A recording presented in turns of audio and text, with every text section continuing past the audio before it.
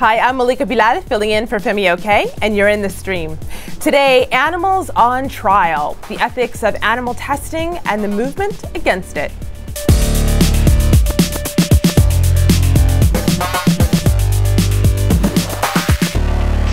Our digital producer, Omar Badar, is here looking out for all of your live feedback as it comes in. And Omar, of course, I know some of the things that we've seen online so far, people are sharing with us, are pretty upsetting. They are pretty upsetting, and unfortunately some of the videos that we're going to have to show during the show are also going to be disturbing for some viewers, so just something to keep in mind. Right. And it's something that's bringing a lot of passion in people. So we have one comment here, a video comment that came in from Jonathan. Take a listen to this. Animal testing is never justified. These animals are taken from the wild, stolen from their families quite often, and for what? For simply testing chemicals, pesticides, plastics, cigarettes? No, there are many different alternatives that could be used through technology where animals do not have to suffer the most horrible means of death. It's often not science, it's actually quite sadistic. Animals never consented to this. Please stop animal testing. Thank you. So this is just one perspective. We have plenty of people who both agree and disagree with Jonathan. You can join this conversation by tweeting at us using the hashtag AJStream, and we'll get to those tweets during the show. And we don't only love to read your tweets, we like to see your faces too. So you can record a video comment like this. Head over to stream.aljazeera.com. Click the respond with a video comment box. This will pop up. You'll hit the record button. Super simple. Record a video. And if it asks you to allow your camera microphone, go ahead. Click that button, and in just about a couple seconds, your face will show up there, and you too could be in the stream. My name is Betsy Daub. I'm an environmentalist, and I'm in the stream. Mascara, pills, even pacemakers. The goods that make us look and feel better often come at a cost to animal welfare. Activists are heading to airports to push Air France to stop transporting monkeys to labs around the world. The tactic is pretty tame in an ongoing fight that's had scientists face bomb threats for using animals in their research. Well, scientists say they're saving lives. Without animals, we wouldn't have penicillin. But critics say test tubes, computers, and maybe even humans can help replace helpless animals. So are activists doing more harm than good, or are researchers suffering a lack of compassion and imagination? With us to discuss in Seattle, we have Amanda Shemkes, co-founder of the Bunny Alliance, which is involved in the Air France protests. In London, Kirk Leach is executive director of the European Animal Research Association. In Toronto, Troy Seidel is the director of research in toxicology at Humane Society International. And in Seattle, Anita Pasupati, an associate professor at University of Washington, where she uses monkeys to better understand the human brain. Welcome to the stream, all of you. Now, this is an emotional debate, and outside the lab, the fight often becomes an information war with real-life consequences. So I want to start with a video from the Humane Society and ask our guests whether they think this reflects reality for them. Take a look at this.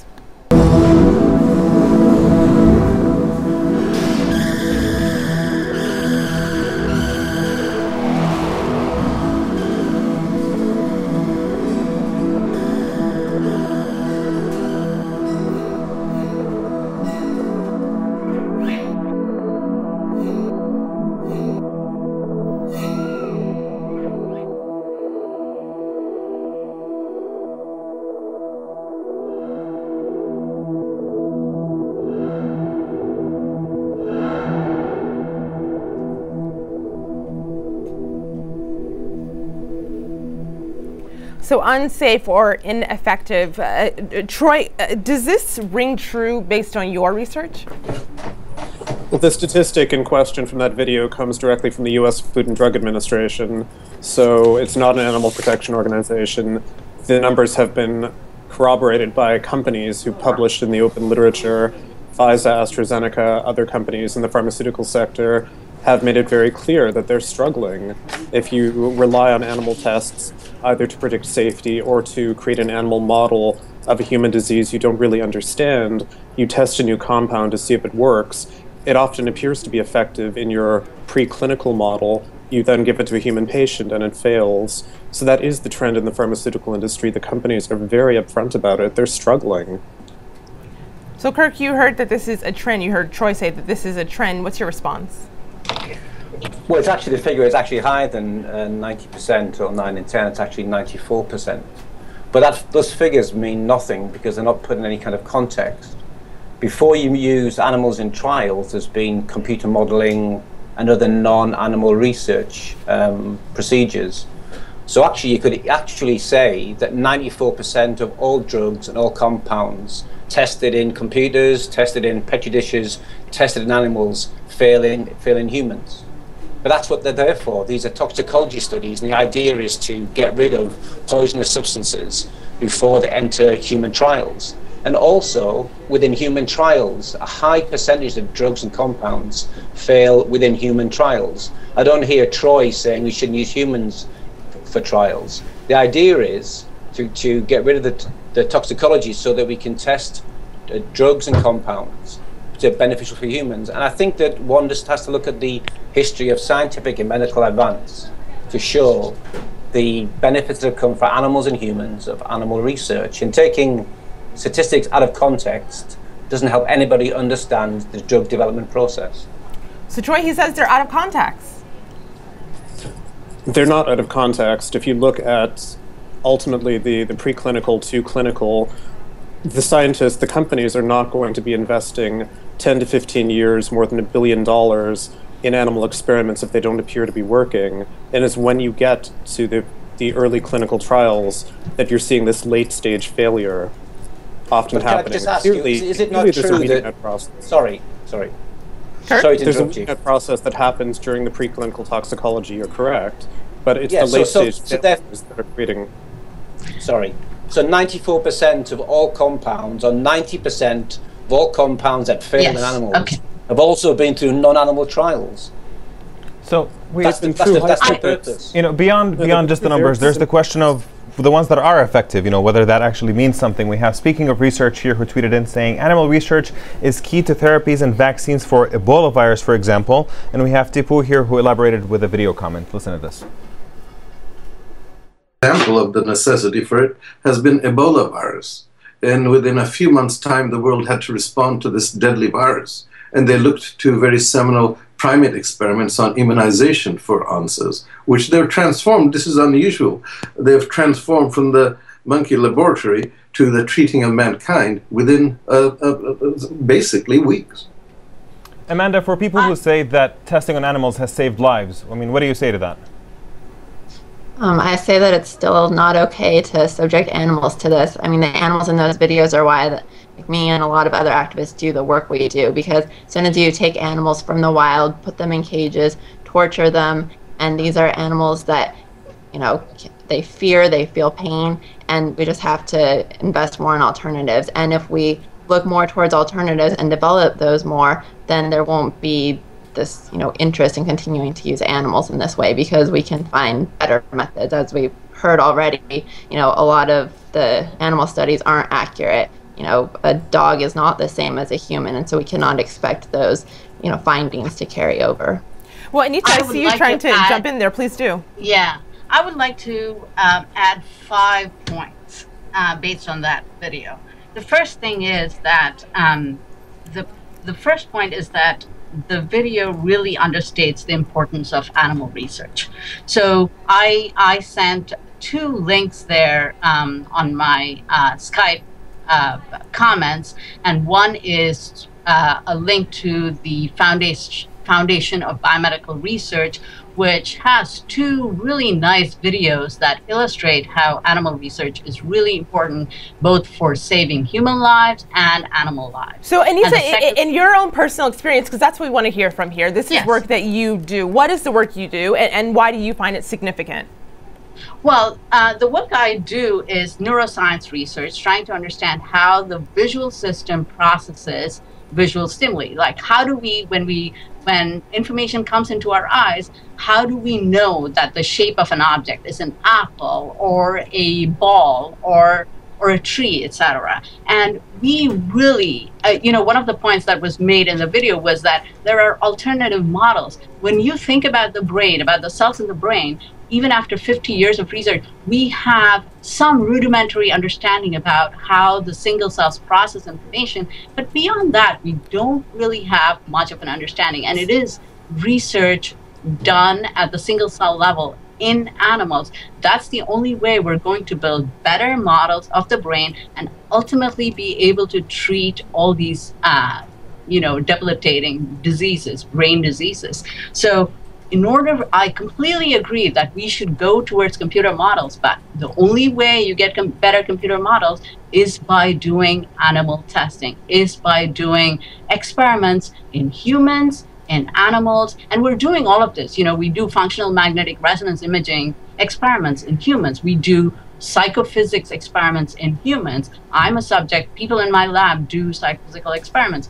We do animal research too. That's the only way you'll be able to understand at a single cell level what these neurons are doing. So Troy, you're hearing what Anita's saying. She's saying that to get the models that we even have today, you need to start with animals and you need to then develop that work. What do you hear when you say when you hear that? To build a computer model, you need data. And ultimately the question is, are the data that you're using relevant? Are they applicable to our species? You can do a lot of animal research, you can gather data, you can publish the data, but at the end of the day, if you don't know whether or not the results are actually going to be applicable or whether they're going to send you down a blind alley. Troy, that's why we do experiments in both humans and monkeys simultaneously. We do behavioral experiments and neurophysiology experiments in monkeys, and those exact same experiments we do in humans in my laboratory, and we compare the results, and the results are uncanny. And besides, 50 years of research in monkeys have shown that the anatomy and the organization and the properties of cells in monkeys are very, very similar in the visual system, very, very similar to that of humans. That's the reason why I am spending my time working on these subjects, because I want to understand the human visual system, and my best model system is the monkey. And the monkey, in terms of the fraction of cortex that is dedicated to the visual system, in terms of the organization of the different brain areas, in terms of the properties of the cells to the extent we know them, they are remarkably similar. And again, I would direct you to the website. Again, I sent you the link. And of course, and our team will check the Skype and we'll tweet out that link along with other links to help our audience understand this. But Amanda, you heard what Anita's saying. I want to show something on my laptop here. This is a quote from Frankie Troll from the Foundation for Biomedical Research, and she was speaking to Newsweek earlier this year. She says, an immediate end to animal research in the U.S. would be a death sentence for millions of people around the world. So here we're talking about, of course, we mentioned penicillin. There's also instances of insulin, several scientific advancements, asthma, inhalers, the list goes on and on. What do you say to this? Well, currently research is a death sentence to millions of animals around the world. And as we keep discussing, there are severe limitations to animal research, and we are seeing so many advancements in other forms of technology that we need to explore. I mean, as Anita mentioned, she's talking about doing these experiments on primates for 50 years and still only having a rudimentary understanding. And this is so because the organ is a complex organ, and you need to do this research. I'm not saying we have failed. We have advanced, but it is a small step. We have to keep doing these experiments to have successes. I've not said that we have failed, but it is a very, very complex organ. Right. No computer model has ever been able to come anywhere close to the abilities of the human visual system. We don't have any computer that can match the object recognition abilities of the human brain. It is ridiculous. The best system is just pales in comparison. And Anita, you made that point and beautifully made. I'll add, Omar, what is our community saying? So we have people who are talking not so much about necessarily whether you can test on animals or not, but also bringing into the discussion how you test on animals. So we have Joshua here who just tweeted in saying, we are all beneficiaries of animal testing. What we need are more stringent rules and regulations and standards. And we have Ozone here who tweeted in saying, test, but test with love. Kirk, my question for you is, are you open to interventions in science just to make sure that animals are treated better during tests instead of eliminating tests on animals altogether? Well, animal research in the UK and Europe is highly regulated, and it is impossible. And so it is in the US. It is impossible to do research on an animal if there is an alternative non-animal model, and the regulatory system, government-led in all European countries, insists on that, number one. And number two, I'd like to comment on I think it was Amanda who said that animal research is a death sentence for animals. Yes, animals do die in animal research. However, animal research is also a life sentence for animals and humans.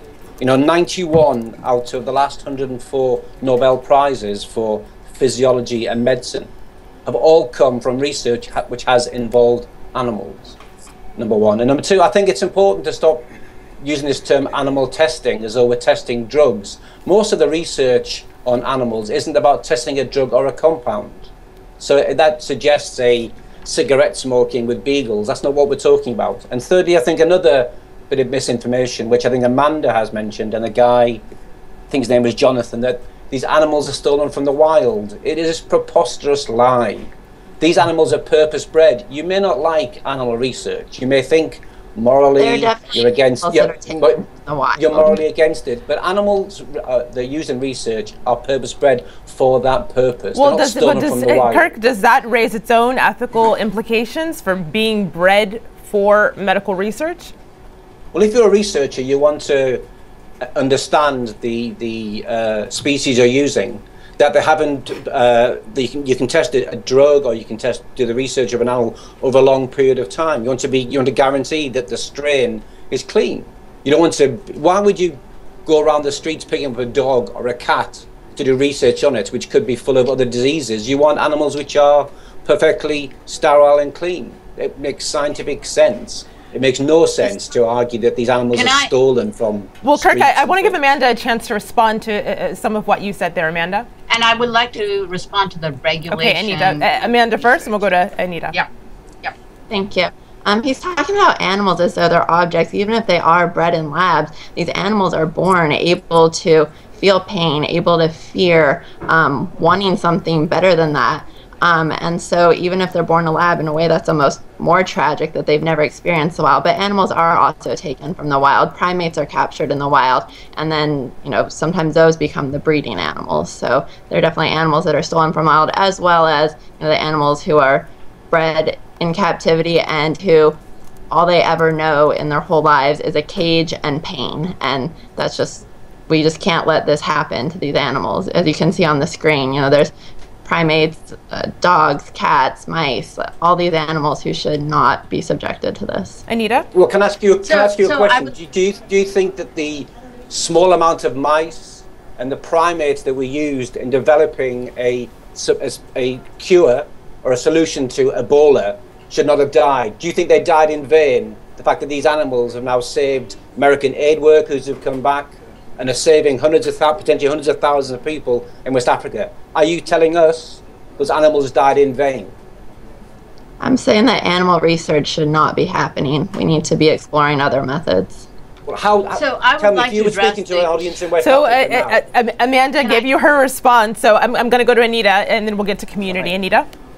Okay, so I would like to address the one question raised by one of the commenters who said, we need to have more regulation. We need to treat the animals with love. And Amanda said something about animals have a lot of pain. Firstly, I have to say, we are heavily regulated. Any experiment I do, I cannot come into the lab and do an experiment on a whim. I have to write up a protocol. I am reviewed. There is a month-long review process by an institutional body where there are it's not just a group of scientists. There's a member of the lay public in that group reviewing this process, asking us questions like Kirk said, whether we can use alternatives, whether this research has already been done. So it's heavily regulated. Secondly, in terms of treating these animals with love, you know, this is a labor of love. Animal research, it is not easy. It is very, very hard.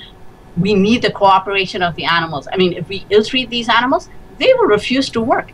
And there is no way I can coax them. So they have to be in great health. They have to be happy to participate in these animals. I think of these animals as collaborators. If they are sick, I won't go to a dinner party. I will stay in my lab and take care of these animals. So these are collaborators. And with regards to pain, we have very strict regulations about animals that are in pain. If the animal is seen to be in pain, it is pulled out of the study, and we have to take care of these animals. Anita, those are interesting insights there, especially you skipping a party because your animal is in pain. Omar, or what are people online saying? And we have some people online who are agreeing with both Anita and Kirk, saying the question of whether animal research should be banned boils down to whether we value animal lives more than human lives. But we have Eric here who tweets in saying, animal testing on monkeys, no thanks. But if testing is completely justified, it should be done on mice or similar things. So Troy, my question to you is do you create that variation between different kinds of animals? Maybe testing on things that are less intelligent or something might be more justified than testing on other animals, or do you put them all in the same category? If an animal is sentient, it means the being is capable of feeling pain and suffering, pleasure, the same as we are. The notion that you would choose one species over another, it may be convenient. I mean, let's face it, that's the reason rodents are the number one, or one of the number one species used in research, is because they're small and they're cheap, not because people know a priori that this is going to be a relevant predictor for the human outcome. If we circle back to the other questions too, if we look at the United States, rats, mice, and birds are not covered by the USDA regulatory system.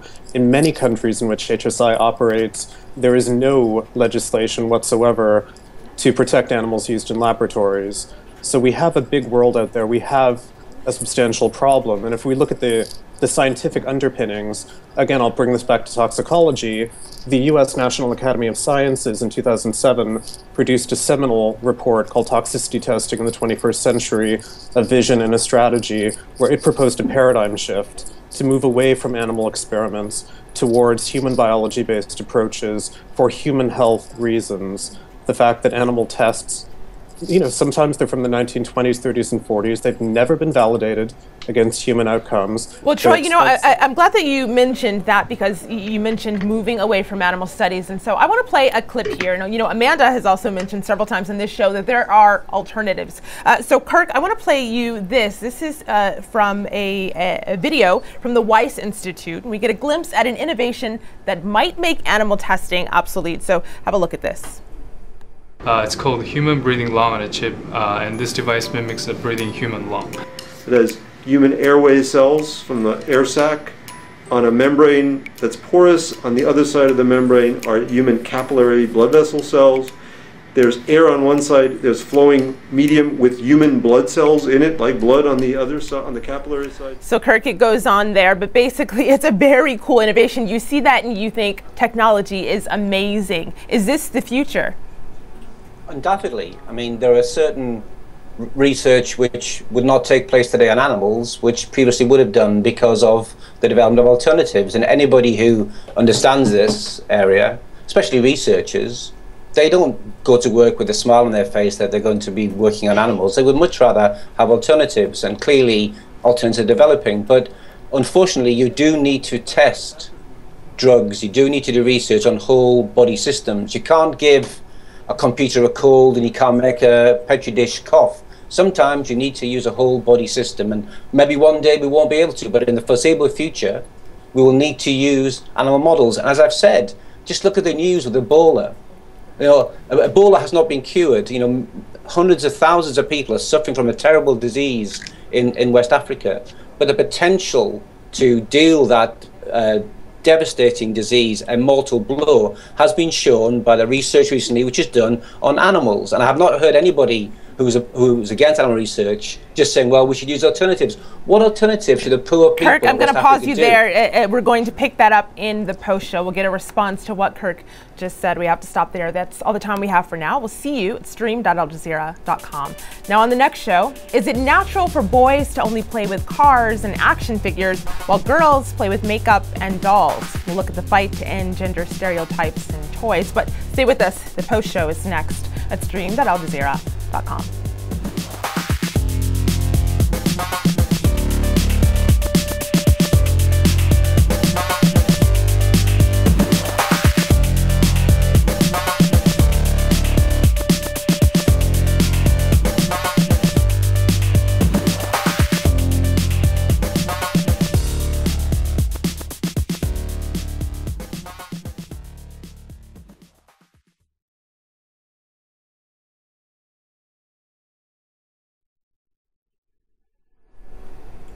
Welcome back to the Streams online post show. We're discussing the ethics of animal testing and the movement against it. So we're going to get right back to the discussion. Kirk, before we entered into the post show, you were wrapping up a point that I wanted everyone else to respond to. So if you could summarize what your point was for us. Well, my point is that if you look at the recent developments with finding cures to Ebola, as one of the video guys dialed in and made that point, is it's come through using mice and tested on macaque monkeys. And one can say, yes, let's have alternatives to animal research, but how long should the poor people of West Africa wait for us to find alternatives? Does Amanda think that those people should be dying while we find alternatives when there's potential cures available now through doing research on animals? Amanda? Well, there haven't been cures that have come from this, and that's, a big argument for why there should be alternatives. There's countless examples of animal research that's been going on for decades. No, just please look at the Ebola example. There are people in America, there are aid workers who came back from West Africa with Ebola, who were cured in the United States, who are now back with their families, they're back with their communities. Don't you read the newspapers and look at what's on television? These people were cured by using animals in research. So let's not talk about alternatives in the future. This is a cure for Ebola developed using animals. Are you telling us that should not have happened? We have to look at the broader context here. We're talking about millions. So they should have died then. They should have died. They should have died. These aid workers who went to West Africa to help poor people in West Africa. You're telling us they should have died. I'm saying that there are plenty of other ways to do research, and if we'd been looking at alternatives for longer, and instead of spending as long as we have putting money and energy and resources into animal research, we could likely be even further than we are in finding cures for horrible things. Animal activists also want to see cures for diseases. We don't want to see humans being hurt either, but we are saying that it's necessary that and of course, for our audience who may not be as tuned into this as our guests are, the serum that Kirk was talking about was an experimental serum given to aid workers, doctors in Liberia. They were then treated at Emory here in the United States. It's called ZMAP, and it worked for the most part. Troy, though, can you respond to what Kirk was saying? I mean, Ebola is in the news today, but if we turn back the clock a few years, if you remember TGN 1412, the monoclonal antibody, again, heavily animal tested, various species, humans were given a dose 500 times smaller than what appeared safe and effective in animals, and they were rushed to the intensive care unit with major organ failure. So the fact is, we don't know. We don't know what the results are going to be. You may get lucky, you may get dead, and the take-home message from HSI is we need to invest in human biology-based approaches that are going to be relevant to our species. It's not about waiting for years to develop an alternative method. It's investing in the right model to begin with. Well, sorry to interrupt you, but can I ask you the same question? Do you think that those mice that were used to develop this serum and the macaques they were tested on, are you telling the people of West Africa they died for nothing? It shouldn't have happened. We shouldn't have used the mice and the macaques. Is that what you're saying today? That's the wrong question to be asking, Kirk.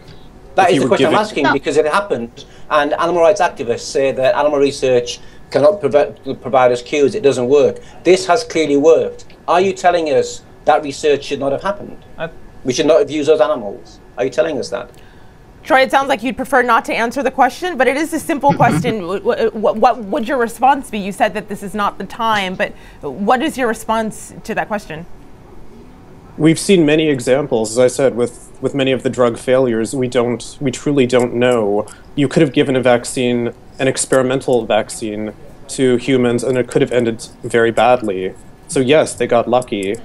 What we ultimately need is a more reliable testing paradigm. They used animals today. We can't turn back the clock. We can't change history. But at the same time, if we look at all of the history of the drug failures, things that have been on the market for years, and they end up being recalled, it is a sage warning. Okay, so Kirk, that was Troy's response. You don't look pleased, but that was the response. Exhausted that point. That was a response. Yeah. Omar. Yeah. So actually, in terms of the question about alternatives, we do have a video comment here from Kara. Listen to this.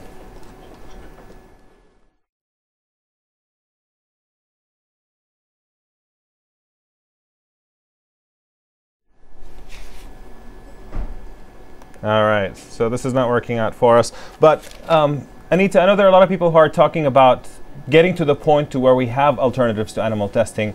How long do you think it'll take to get to the point to where we actually don't need to rely on animals? Is this something that is really imaginable in the foreseeable future, or is this something that we're looking at in the far distance?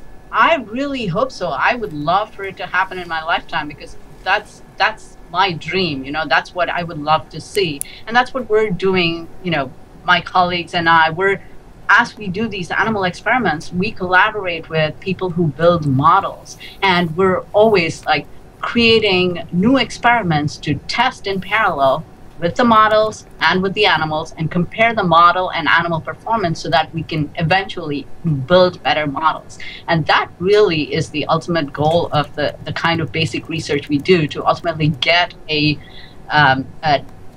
model, a computer model that behaves quite like the cells in the brain that we study. And if we get there, I would be a very, very happy person.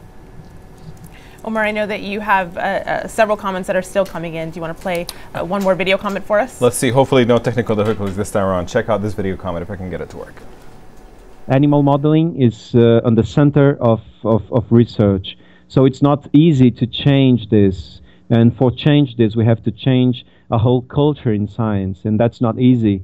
You know that older people that are working with science, they won't change their minds. We believe that young scientists can do it. So mainly working with this changing of culture. Kirk, are you offended at all by the suggestion that this might be a cultural and generational issue, and then maybe we need a new generation of scientists to think more creatively for alternatives? I don't think it's a question of people being stubborn or stuck in their own way. It's the result of decades and decades of research, and you cannot deny the benefits that have come from animal research. No drug that is on the market in the UK or the US can go on the market unless it's been tested on animals, and people don't do that just for the sake of it. It's proof. That's not to say that all animal research is perfect. That's not to say that sometimes we develop drugs, therapies that do not work. But the overwhelming evidence of developments is that animal research has benefited humans and also animals. Animals themselves benefit from animal research, not just humans. Troy? You know, if we go back to, you know, Kurt raises the legal requirement. Preclinical animal testing is required, but so is clinical trials in humans. And if the animal experiments were predictive of human outcomes of drug tests, why do you carry on with human clinical? You know, to ask the question is to answer it. That's a question that we will get the answer from online, because I know we already know what our guests think about that. This has been a fascinating discussion, but unfortunately we are out of time. A huge thanks to all of our guests: Amanda Shumkes, Kirk Leach, Anita Pasupati, and Troy Seidel. Now on the next show, what toys did you play with as a child? We're going to ask if it's natural for boys to only play with cars and action figures, while girls play with makeup and dolls. I played with makeup and dolls. We'll look at the fight and gender stereotypes in toys. And until then, we'll see you online.